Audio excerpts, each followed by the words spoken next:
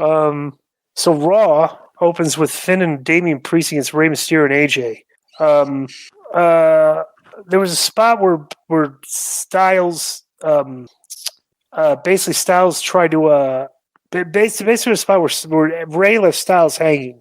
Okay, so there's another spot where Dominic dropped his knees and dared Rey to hit him, and Styles wanted to tag out. But Rey was doing the spot with Dominic. Then Ripley put Rey down with a clothesline. And in the ring, Balor caught Styles with a kick and then finished him off with the coup de grace. So the heels went over, and after the match, Styles took issue with Rey leaving him alone. And Styles shoved Rey, who left the ring. Then Judgment Day attacked Styles, and Balor barked at Styles for not listening to him.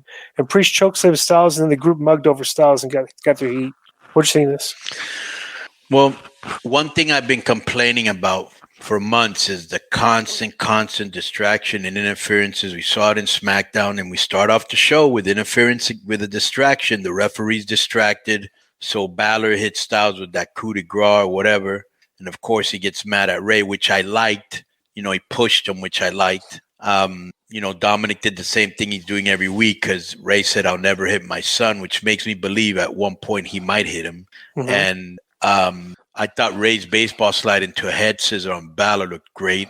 And I don't know, is Styles going to join Judgment Day, or was this just something, but I liked it. I liked, babyface showing frustration because he got beat and telling his partner, hey, what the footage here from earlier in the day of Kevin Patrick interviewing Bobby Lashley, who spoke about beating the best in the business. And he said he wants to face someone who has the same hustle and desire that he had. Mustafa Ali showed up and said he had plenty of desire, but he's sitting in the back waiting for someone to call his number. He said he was done waiting. Lashley told Ali to keep hustling and grinding, make sure he gets his opportunity. Ali said he wasn't asking for a thing, he was demanding it. Then Lashley took offense and said he would get his opportunity. That was all right, Yeah, I like this because, the guy's pointing and poking him in the chest and going, no, I want my chance. And Lashley's like, yeah, a lot of you getting real comfortable, because if you remember, who did he tell the other day? He said, don't ever get into my match again. Mm-hmm. Remember? Who? Oh, Riddle. Yeah. So I like that. I like the baby faces a little bit of an edge. Hey, stay out of my. And then this guy, he was like, hey, you guys are getting a little comfortable disrespecting me all the time. You're on. So I did like this. It was a different way of getting into a match. Right. Backstage, Sami Zayn and Jimmy Uso were joking around with Solo while they were all laughing and stuff. And then Jey Uso showed up and asked what was so funny. He said they were there in business and were supposed to let everyone know that Roman Reigns would be appearing on next week's season premiere. Then they ran into the Street Profits, and Zayn said Reigns would be in the house next week and said they should be prepared to acknowledge him. Jay told Ford that if he said something negative about Reigns, he would give him a matching boot. And it showed that Ford was in a walking boot. I like that little nuance. Right. Yeah. Dawkins threatened to break his boot off in Jay's. And Sikoa set up a match with Dawkins for later in the show. So this was very good. This was very good. And the part I like is like Sammy's making what's Jay's brother's name? Jimmy laugh really hard. Solo's kind of laughing. They're all having a good time. And, of course, Mr. Buzzkill comes in and dampers the whole thing. Very well done. Yeah. Right. So then we do Bobby Lashley versus Mustafa. 8 minutes, Lashley goes over, but Mustafa Ali's not a bad worker at all. No, not at all. He just doesn't have a character or anything. And a lot of personality. Right. But he definitely can do good in there, So as a standalone, this is a good match. Yeah, and he refused to tap, so he passed out. So he kind of protected him. Bro, did you see that spot where Lashley had his arm on the ropes and he did the 450 on it? Yeah. Holy, that's a dangerous move. Yeah. He could have broken his arm. That looked, and then they even showed it in slow motion. And then, of course, very good ending. Seth comes out of nowhere, hits him with the stomp, and gets his heat. Yeah, you see back on what you're saying. I also thought that I forgot to say this at the very beginning of the show. The reason I bring this up because there's a line here when Riddle comes into the ring that was kind of stiff, but there's also a line with Dominic where all of a sudden he goes, "I hate you" to his dad. Mm-hmm. Like they're really turning up the heat. Right. Yeah. So Rollins basically stays in the ring and sets up a video package showed off the fight pit with footage from past fight pit matches from NXT. Rollins delivered a sinister laugh about what he intends to do to Riddle inside the fight pit. He said he would show Riddle what he already showed Cody Rhodes, which is that he's the most dangerous man in the industry. Matt Riddle makes his entrance without the scooter, which Rollins acknowledged. Rollins labeled himself the king of the fight pit, and Riddle pointed out that Rollins has never been in a fight pit match. Riddle entered the ring and was reminded by Rollins that they have no contact clause. The crowd booed. Rollins said that Riddle laid a finger on them and the match would be off. And Riddle told him not to worry about the no contact rule. He's told Rollins that if he intends to kill him on Saturday, Extreme Rules. Riddle got the crowd to chant bro to the tune of Rollins' entrance music, and Rollins told Riddle that Daniel Cormier is a fan of his and would have his back on Saturday. Rollins said Riddle's a nice singing voice and asks if he sings his children to bed at night. Oh, that's right. You're not allowed to see your kids anymore, are you? Rollins encouraged Riddle to hit him. Rollins said they have a big money fight on Saturday, and Riddle needs all the money he can get because the child support is expensive. Then Riddle told Rollins to back up because of his bad breath, and he also asked Rollins when was the last time he held a title. He taunted him over Roman Reigns choking him out of the last shot he had, and Riddle said Rollins hasn't headlined WrestleMania, but his wife has. Riddle said Rollins will come second to him, just as he is second to his wife. Then Daniel Cormier appears on the big screen and told him to stop. Cormier said that for all the people who are wondering who he is, he's one of the greatest UFC champions of all time. And he said he respects Riddle for coming from this world, and Rollins also knows that he respects him too. But Cormier said he was contracted to make sure that only one man left the fight pit. He told Rollins and Riddle it was time for the talking to end and said he would see both of them in Philadelphia. Then Rollins and Riddle went face to face, and Rollins knocked Riddle's hat off his head and left the ring. What do you think of this? Well, here was another stiff line. I'm going to kill you. When has that ever happened? Yeah, right. You know, I thought when he started singing the bro thing, that was very annoying and corny. So, of course, the people had to sing along. Good back and forth zingers between both, and good promo by Cormier. Yeah. So backstage, Candice LeRae was walking around when she encountered Bianca Belair, Asuka, and Alexa Bliss. And Belair wished LeRae good luck in her match against Dakota Kai. All right. The Miz spoke on the phone with his wife, and he questioned what happened to Tommaso Ciampa and said she hadn't seen him in weeks. The Miz spoke about how Maurice would throw him a birthday bash in Brooklyn next week, and Dexter Lewis appeared in the doorway behind Miz. And a crew member tried to talk to Miz, who blew him off. The Miz left the room, and then Lewis popped his head in the doorway again. He's just a creeper. Okay, this is like a Jeremy Borash production. I'm thinking, right? You know? Yeah. So, let's guess what's going to happen next week at his birthday bash in Brooklyn. Right. Yeah. Right. So then Candice LeRae gets Dakota Kai. I got no interest. Dakota Kai beats her in 11 minutes. People really aren't into Candice or this match. Yeah, even though there was interference from the heels. As usual. So Johnny Gargano was walking backstage. He spotted Miz laid out on a production crate. Gargano woke him up, and he had one of Dexter Lumis's drawings in his hand. A flustered Miz ran off, and the broadcast team hyped Gargano's match against Otis for after the break. So more. Yeah, they're really milking this, bro. Let's go. Sarah Schreiber interviewed Bayley, who was with Sky and Kai in the backstage area. Bayley said she would leave Sky and Kai backstage during her contract signing with Bianca. Bro, to me, this is another brutal promo by Bayley, and I'm a Bayley fan. They just give her really bad material, and the other two just come off as jobbers. Yeah. Johnny Gargano against Otis. Otis wins in 5 minutes. I would not expect Johnny Gargano to beat this guy. But basically, we had another distraction of the referee from Gable, and he hit him with the Money in the Bank Theory, hit Gargano with the Money in the Bank briefcase, and pinned him.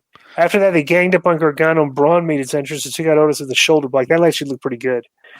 Gable and Theory ran away, but Strowman was able to grab Gable while Theory escaped, and Strowman threw Gable in the ring and told the referees to call for the bell, so I guess we have a match. Let me just say this about this. You grab a guy to throw a guy in the ring, and you have a match. It's kind of weird, you know? Right. Theory was good on commentary. It came off as a Mm-hmm. And let me see. 1, 2, 3. Bro, there's been 4 matches. 3 of them had some sort of interference or distraction. That's just too much. Theory hit Gargano with the briefcase when the referee was looking the other way. Nothing funnier than watching Braun Strowman running down the thing. He looks like he's in his pants or he's afraid of tearing a quad or something. He runs very funny. I would not have him running anymore. Maybe power walking.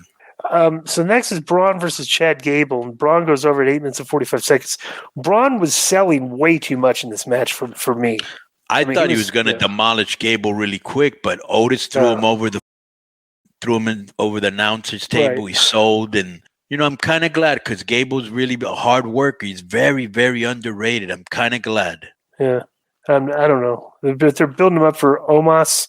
Yeah, I know. I understand understand what you're saying. You're very right that he should have just ran through him, but I'm kind of glad he didn't because Gable deserves better.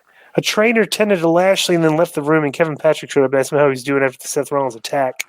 And Lashley said he would crush Rollins' throat so he would never have to hear his cackle again.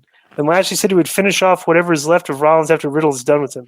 And Lashley said he would put his title on the line against Rollins next week. So Seth's got a lot of heat right now because he's got an angle going with two different guys. Right. This was pretty good because Lashley's off. Right. Bayley comes out again. She makes her entrance without her sidekicks for the contract signing. Bayley spoke about the girls in the crowd wearing EST T-shirts, and she said they used to wear her T-shirts, but they stopped carrying it and her career spiraled. Belair eventually told her to shut up, and Graves noted that both women signed the contract. Another code was on the back of the contract signing folder. Belair told Bayley that things didn't work for her because she was pretending to be something she was not. And Belair said she's her true self, and that's where the fans connect with her. Bayley eventually stated that Io Sky and Dakota Kai would be at her side at Extreme Rules, and she wondered what they were doing. Cameras cut backstage and show Sky and Kai beating up Asuka and Alexa Bliss. Then Bayley pulled a distracted Belair over the table and threw punches at her. And Belair eventually escaped and tried to run to the back, but Bayley caught up to her, and Belair ran Bayley into the ring apron, then ran backstage, and Bayley sat on the ground and laughed. And Belair made it backstage and checked on Asuka and Bliss, and Asuka sold a right knee injury, and an angry Bliss looked into the camera and said it's not over. She challenged Io Sky to face her later in the show. And for some reason, this? Yes. What do you think of this? Just not good, I thought actually Belair was better than Bayley here, but again, this was not good, and they dedicate a lot of time to something I'm not interested in, even though I think the match will be good. Solo against Angelo Dawkins, good match. Sami Zayn climbed the apron, jawed at the ref, and Jey Uso climbed the apron and bickered with Sami. And Sikoa caught Dawkins as a super kick and had the pin, but the referee was slow to count due to Zayn and Jey. Then Dawkins sent Sikoa to ringside with a shoulder block. Zayn checked on Sikoa until Jey pulled him back and told him to let him get his brother. Zayn pulled Jey back, and Jimmy got between the two, and the Dawkins hit a flip dive on both the Usos while Zayn stepped aside.